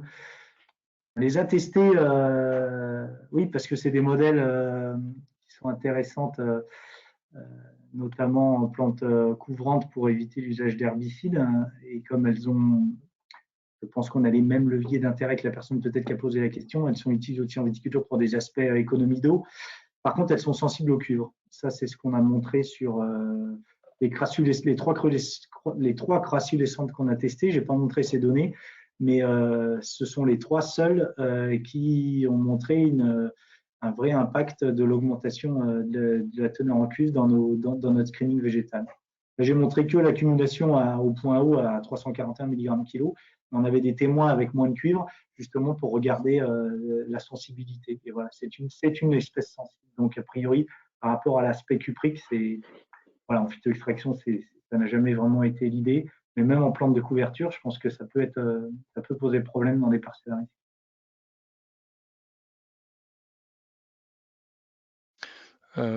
Toujours Jean-Yves, une question par rapport au thé de compost. À quelle fréquence tu les as appliqués et en quelle quantité? On les a appliqués. Il y a une nuance par rapport à ce qui est fait, notamment par nos collègues qui l'utilisent dans des filières horticoles. C'est qu'on les a moins dilués qu'eux. Donc, on a utilisé des thés de compost relativement concentrés et on a fait 6 applications pour ce qui est de la manip en placette sur engrais vert. Donc, en gros, l'idée par rapport à notre thématique d'extraction, c'était un peu d'induire de la promotion de croissance et aussi d'extraction de cuivre. Donc, on les a positionnés par rapport à des phases optimales de croissance du couvert, donc en sortie d'hiver, à la reprise de végétation. Donc, voilà, un apport assez chargé toutes les 2 semaines pendant, à raison de 6 apports sur le début de printemps. Sur les deux essais, est-ce que vous avez vu des effets des couverts végétaux sur la vigueur de la vigne? C'est des paramètres qui étaient suivis. Oui, en tout cas, nous, sur les résultats sont en cours de traitement, mais on n'a pas observé a priori d'effet sur la vigueur. Ok. Il n'y a pas de modification des paramètres par rapport aux paramètres qui ont été suivis. C'était l'objectif au départ était éventuellement d'identifier une concurrence entre les plantes en interrang et la vigne. Donc aucun effet n'a été constaté. Ouais, puis nous, on n'a pas de billes là-dessus, parce qu'en fait, les photos où il y a des engrais verts en interrang, c'est les photos de la Chambre d'agriculture, donc c'est eux qui ont traité la question de l'effet sur la vigueur. Donc, c'est plutôt les données du réseau Vertigo qui sont à questionner sur ces aspects-là, mais voilà, nous, on ne s'est pas replacé à interrang après dans la suite du projet. Mais c'est vrai que ce sera une question si on plante des couverts qu'après on récolte et qui ne sont pas du coup enfouis dans la parcelle, si ça va jouer un rôle sur l'état de la vigne, quoi. Puisque les couverts de réseau Vertigo ne sont pas exportés, ils sont incorporés dans le sol. Oui, tout à fait. Il reste la partie racinaire qui peut, en tous les cas, en azote sur les légumineuses, constituer une entrée. Mais je n'ai pas de chiffrage en tête pour savoir si on perd les 3/4 en enlevant les parties aériennes. Ça, je pense que les viticulteurs le savent largement mieux que moi.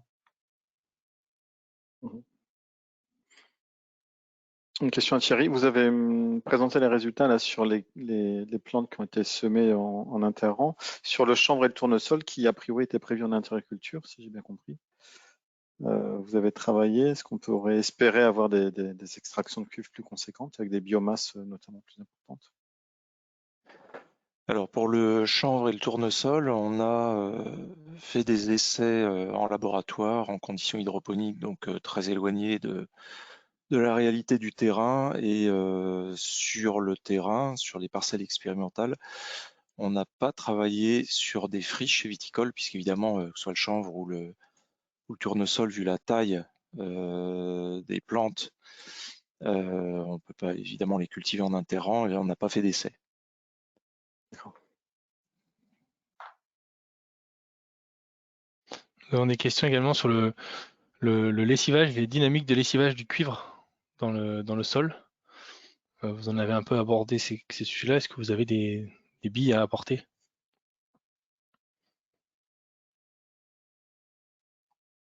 Oui, globalement, indépendamment du projet Extracure, la connaissance qu'on a là-dessus, c'est que les transports éventuellement de cuivre vers l'aquifère, c'est des transports érosifs, des transports verticaux à proprement parler. Ça pèse relativement peu. Il y a des chiffrages qui ont été faits via des techniques précises par des laboratoires comme le LIGES qui montrent vraiment que l'extrême majorité du cuivre qui arrive au sol en surface et reste dans les premiers centimètres du sol et en tous les cas est très peu transféré vers l'aquifère. Après, voilà, c'est autre chose quand on s'intéresse à des vignes en pente avec le transport érosif. Là, il y a des quantités plus importantes qui ont été chiffrées. Des questions pour Domenico. Avec une tonne de sarment, combien de kilos de biochar on obtient? On doit arriver à peu près, je pense, à une tonne, vous voulez dire? On peut arriver à un peu moins d'une centaine de kilos, je pense. D'accord, 10%. Ok. 10 ou 20%, je ne sais plus en tête exactement. Mais tout ça va dépendre également de la température de pyrolyse, le temps de rétention, etc. quoi. Après, la suite de la question, ça sort un peu du sujet du cuivre. On sait que le biochar potentiellement peut améliorer la rétention en eau des sols. Donc la suite de la question porte là-dessus. Je ne sais pas si vous avez travaillé. Quelle quantité de biochar faut-il mettre à l'hectare pour augmenter la capacité de rétention en eau de sol sur des sols peu profonds, des gneiss, des sols légers de gneiss? Alors, nous, actuellement, on travaille entre 2 et 5%. Je voudrais juste apporter une modulation un peu avec ces biochars. si on apporte des biochars en grande concentration, surtout dans la partie supérieure et au moment de la pose de la mise en place des plants de vigne, j'ai peur d'une chose, c'est qu'on ait une rétention en eau forte dans la partie supérieure et qu'on a une sorte de mise en place d'un système racinaire qui ne descendra pas en profondeur. Et là, ce qui me fait peur, c'est que le jour où vraiment on a des périodes de forte carence en eau, comme le système racinaire ne lui aura pas donné la possibilité de descendre en possibilité, puisqu'il se sera développé principalement en partie aérienne, c'est que ça pose un problème. Après, pour les concentrations, nous, on l'a testé entre 2 et 5%.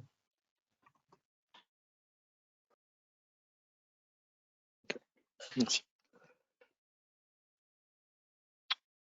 Si on remonte beaucoup plus loin dans les questions, c'est destiné à toi, Jean-Yves, par rapport à la partie introductive tout à l'heure. Quelqu'un n'a pas bien entendu, avec un apport de 4 kg de cuivre métal par hectare et par an, ça apporte 1 mg de cuivre par kilo de sol, ou c'est dans l'horizon de Ouais, sous surface, réserve, oui. c'est à peu près ça. Pour une densité d'un 3 et sous hypothèse d'une incorporation sur 10-20 cm, on est sur un incrément de 1 à 1,5 mg de cuivre par kilogramme de sol. Ouais. D'accord. Une question pour Thierry là sur le. On revient sur le tournesol et le chanvre. Est-ce que vous pensez que ça pourrait être judicieux de faire ça en interculture avec un itinéraire technique adapté, donc une fertilisation et une optimisation de l'itinéraire technique pour encore une fois produire le plus possible de biomasse et extraire le plus possible de cuivre. Donc la Avoir une question culture dédiée, on va dire, à l'extraction du cuivre presque. Oui, et sur friche viticole, donc entre Sur friche avant viticole, replantation de la vigne, quoi, pendant quelques années. Ouais, ouais. Disons que le tournesol ou le chanvre pourront extraire ce qu'ils peuvent extraire, hein, c'est-à-dire, comme on l'a vu tout à l'heure, des quantités de cuivre qui sont pas énormes. Voilà.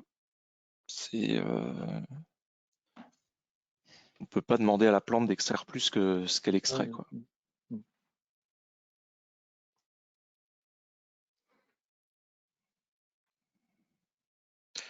Une question, peut-être la question finale, il est déjà 17h37. Peut-être qu'il fait un peu un bilan global. Quelles sont les meilleures solutions pour réduire la contamination des sols en cuivre en viticulture actuellement? Ah. Pas la plus facile. Hein. Ouais, ben, Ouais. la plus puissante, c'est le levier variétal, à mon sens. C'est celle qui permet de ne plus utiliser de fongicides à base de cuivre sans utiliser de fongicides organiques, mais on connaît les limites pour l'heure de ces variétés résistantes, notamment leur potentiel œnologique. Mais bon, d'un point de vue purement environnemental, c'est la solution, à mon sens, la plus puissante et il faut continuer de la mettre en avant, puisqu'on voit bien que le cuivre dans le sol, voilà, il va être difficile à sortir, donc on est sur une contamination pérenne, et donc une obligation de gestion avec des leviers qui existent et de nouveaux leviers qui vont être mis en place, mais avec une obligation de gestion de ces parcelles chargées qui perdurera dans le temps. C'est pour ça qu'on va essayer, nous, de notre côté, de le stabiliser, le rendre moins disponible, mais on ne l'extrait pas. C'est-à-dire qu'on peut modifier les caractéristiques de ces sols, parce qu'il va plus pleuvoir, il va moins pleuvoir. Ne serait-ce que les exudats racinaires vont modifier les caractéristiques du sol, et là, on peut avoir une libération. C'est vraiment... Ça, des fois, même en voulant stabiliser, on modifie autre chose. C'est aussi une possibilité.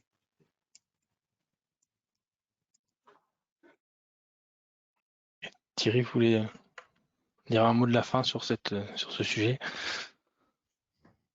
Non, j'acquiesçais simplement. C'est ici peut-être revenir sur ce que disait Jean-Yves, là, sur le. Jean-Yves, tu disais en introduction qu'avec 4 kg par hectare et par an, il faudrait grosso modo un siècle pour arriver à des teneurs impactantes par rapport aux connaissances qu'on peut avoir actuellement, donc à consolider sur la vie du sol. Mais en fait, ça ira encore plus vite puisque il faut tenir compte quand même d'une charge en cuivre des sols. Alors, je crois que tu la prenais en compte déjà, c'était par rapport à la concentration médiane. Mais il me semble que ça peut même aller plus vite. Puis même un siècle, c'est quand même, c'est à la fois très long, mais c'est très court, quoi, mine de rien. Ça veut dire que avec les pratiques actuelles, oui, on continue d'enrichir les sols en cuivre et peut-être qu'il y a un aspect impactant sur la vie du sol, donc à confirmer. Donc, comme tu disais, Jean-Yves, oui, c'est soit des variétés résistantes ou d'essayer d'apporter le moins possible de cuivre, évidemment, quoi. Ce qui n'est pas toujours évident. Merci. Je tiens à réagir là-dessus. Mon discours n'est pas celui-là. Je ne suis pas en train de dire qu'on peut y aller qu'aux doses actuelles, il n'y a pas de risque. Justement, la question est complètement ouverte. J'ai juste fait une simulation à partir d'une question qui a été posée, disant que l'incrément en dose actuelle était d'1 milligramme kilo. Donc, effectivement, sur une terre vierge qu'on met en viticulture à l'heure actuelle, je pense et qui a 10 mg de cuivre par kilo, moyennant un incrément qu'on a calculé ensemble qui était de l'ordre d'1 milligramme kilo, oui, je pense on reste sur des teneurs relativement faibles pendant une paire d'années, qui est peut-être raccord avec le fait que Domenico, sur certaines parcelles de vignes, a pu détecter des teneurs en cuivre inférieures à 30 mg kg. Ces parcelles existent aussi, et il faut aussi le rajouter, il faut aussi le dire. Bon, merci beaucoup pour ces interventions. Merci aussi à tous ceux qui ont posé des questions. Donc, comme on l'a dit, le webinaire sera disponible ensuite sur le site internet de l'IFEV et de l'ITAB. On peut maintenant, je pense, clore ce webinaire. Merci beaucoup. Merci.